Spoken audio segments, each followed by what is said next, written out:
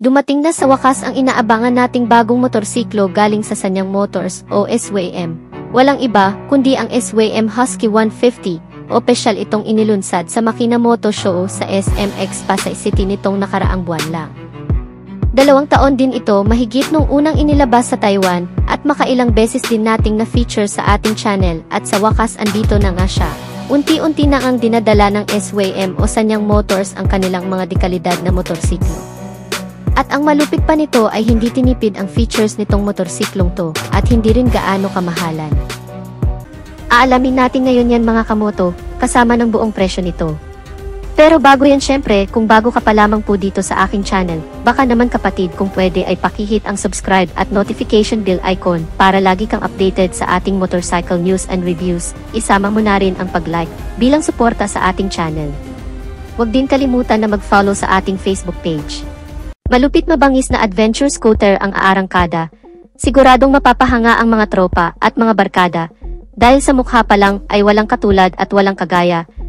Dahil nangingibabaw ang original looks nito at hindi ka magsasawa.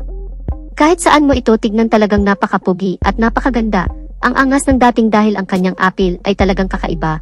At kahit na sino ang bumangga sa bangis nito ay siguradong di magigiba, makuha ka sa tingin dahil sa headlight pa lang ay mayroon itong nanilisik na mga mata. At kung naghahanap ka ng scooter na pwede pang long rides, pang chill ride at pang off-road ay dito ka na. Dahil ang adventure scooter na ito ay highly recommended para sa masa. Ito ang mabangis at maangas na SYM Husky EDV 150 at wala nang iba.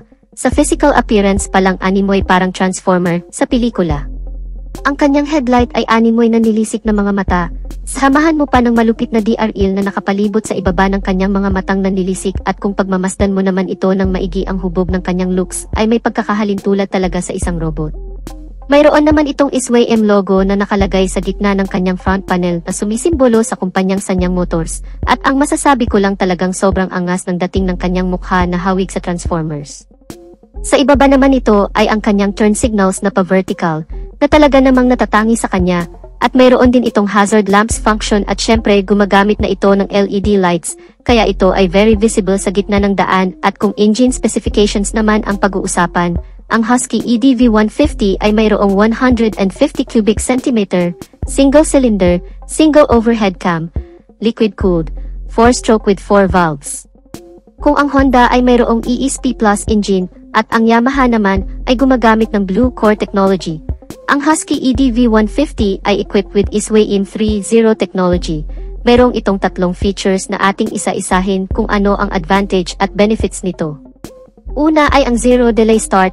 Ibig sabihin nito ay mayroong mabilis na throttle response na kung saan isang press mo lang sa push start ay agad mag-start ang engine at pagpihit mo naman ng throttle ay agad arangkada ang motorsiklo ng walang delay. Pangalawa ay sa pamamagitan ng electronic generator na gi-generate ito ng high electricity para ma-maintain ang 12 volts power supply na kinakailangan ng motorsiklo. At bukod pa dyan, ay pinapababa nito ang ingay at vibration ng makina, kaya ito ay nakakapagbigay ng smooth at tahimik na engine start at kapareho lamang ito ng ECG ng Honda at SMG ng Yamaha.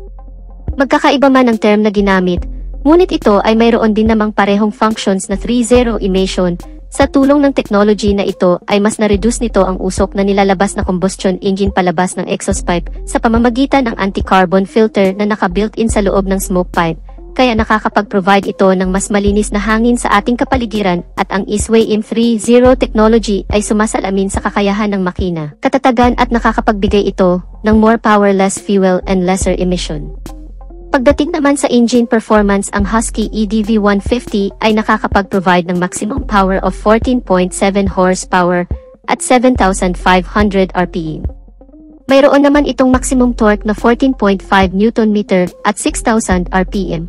At kung ikukumpara mo naman ito sa ibang brand with the same 150cc category ay masasabi nating ang adventure scooter na ito ay mayroong nakakabighaning katangian dahil sa bilis ng kanyang maximum power at lakas ng kanyang maximum torque ay pwede pang long endurance at uphill challenge. At dahil nga adventure scooter ang isang ito ay bagay na bagay ito pang off-road at long ride. Pag-usapan naman natin ang mga advanced feature na mayroon ang Husky EDV 150. Ito ay mayroong digital color dashboard, at ito ay equipped with 5 inches TFT LCD display, At ang kagandahan nito ay mayroon itong automatic dimming backlight for day and night switching function. Ang ibig sabihin nito ay kusang mag-adjust ang brightness ng LCD display, depende sa environment condition, at dahil dito ay equipped with ambient light sensor. Ang intelligent sensor na ito ay gaya lang din ng sa cellphone na nag-automatic brightness pagtanghaling tapat at nag-automatic dimming naman ito pagdating ng gabi at nakapagbibigay ito ng sapat na liwanag na kinakailangan ng mata, kaya ito ay very visible pag umaga at pagsapit ng dilim. Pangalawa ay equipped with SWAYM Connect. Kung pamilyar kayo sa Way Connect ng Yamaha ay pareho lamang ito ng function. Ngunit ang isang ito ay mas advanced dahil ito ay equipped with screen mirroring. Ibig sabihin, pag na-connect muna ang iyong cellphone sa pamamagitan ng Bluetooth, ay magta-transfer ang screen display ng iyong cellphone sa dashboard at kahit anong gawin mo sa iyong cellphone, ay siya namang mag-appear sa dashboard ng motorcycle, kaya napakagandang benefits nito dahil pwede ka na manood ng favorite movies sa digital dashboard ng scooter. Pangatlo, ito ay equipped with ALE, na ang kahulugan ay anti-left engine hanger system. Sa pamamagitan nito ay maiiwasan ang bahagyang pag-angat ng harapang gulong pagdating sa arangkadahan mapa-off-road man yan or uphill. Bukod sa monoshock absorber na naka-install sa gitna ng chassis at swing arm ay mayroon pa itong additional na ring suspension sa pagitan ng swing arm at makina at sa pamamagitan ng engine ring suspension at monoshock combination ay nagbibigay ito ng mas magandang bouncing performance in any different road conditions at nagreresulta ito sa high stability at outstanding balance sa motorsiklo. Kaya ito tinawag na anti-lift engine hanger system. Pang-apat ay equipped with zero resistance starter at generator. Sa pamamagitan ng features na ito sa loob lamang ng 3 segundo, kapag ikaw ay napahinto ay kusang namamatay ang makina ng motorsiklo. Ang paraan na ito ay mabisa sa mga traffic na lugar dahil ito ay nakakatulong sa pagpapababa ng fuel consumption sa mga hindi inaasahang paghinto ng matagal. Pareho lang din ang function ng stop and start system na ginagamit ng Honda at Yamaha. Panglima, ito ay equipped with smart keyless system. Sa pamamagitan ng remote control ay easy access na ang motorsiklo nang walang kahirap-hirap dahil sa pa-remote ka na lang. Safety first ang hatid nito sa mga gumagamit dahil ito ay nakakapagbigay ng high privacy sa owner dahil ang may-ari lamang ang makakapagbukas ng motorsiklong ito. Mayroon na din itong anti-theft alarm na biglang tutunog kapag mayroong nagtangkang gumalaw at mayroon na din itong answer back system na pwede mong gamitin upang malaman mo agad ang exact parking location ng motorsiklo. Pang-anim ay equipped with dual channel EBS o anti-lock braking system. Ang hatid nito ay kapanatagan sa kalooban ng rider dahil maaari din itong makatulong upang ma-enhance ang confidence ng rider habang nagmamaneho dahil wala ka ng pangamba na mag-lock ang mga preno, kaya magkakaroon ka ng peace of mind na hindi ka sisemplang kahit bigla ang preno. At kagaya lang din ito ng Yamaha NMAX 155 na mayroong EBS sa harap at likod. Kaya ang SWAYM EDV150 ay nakakapagbigay ng more effective braking power dahil ang anti-lock braking system ay nakakapag-provide ng accurate at smooth na stopping power. Pang-pito, ito ay equipped with USB charging port dito sa right side katabi ng kanyang keyless ignition switch button. Ang kagandahan nito, kahit saan ka magpunta o magbayahi ay mayroon na agad backup charger na nakahanda at pwede na agad mag-recharge ng cellphone anytime you want dahil para itong Boy Scout na laging handa anywhere you go. Number 8, ito ay equipped with traction control system. Ang features na ito ay ang isa sa mga pinakaimportanteng bagay na kinakailangan ng rider kapag mahilig ka mag-long ride lalo na sa mga kurbada at madudulas na daan, kaya bagay na bagay ito sa mga daang gaya ng bituka ng manok dahil ang traction control ay mayroon wheel speed sensor na nagbabantay sa bilis ng pag-ikot ng mga gulong.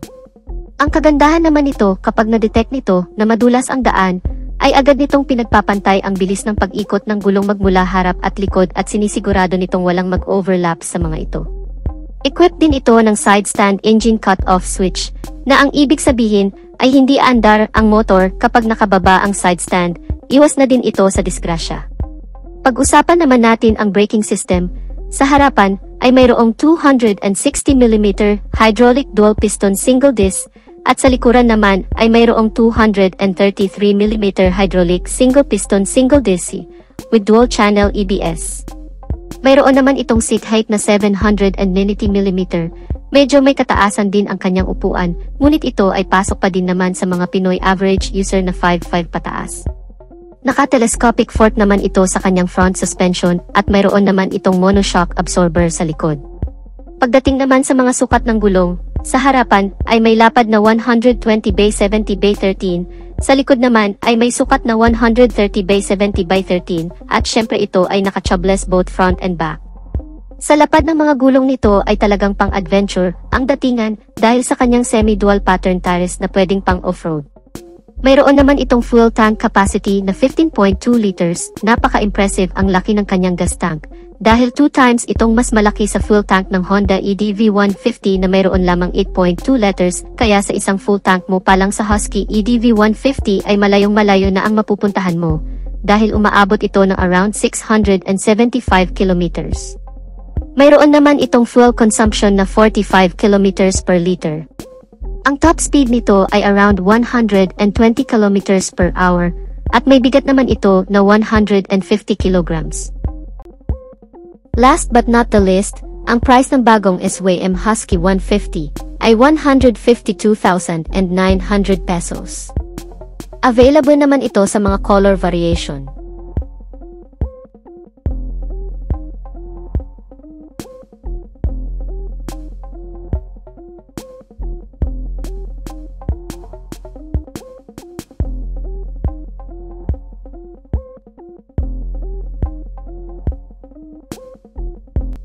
So dito na natin tatapusin ang ating video mga kamoto. Pakisupport naman ang ating munting channel.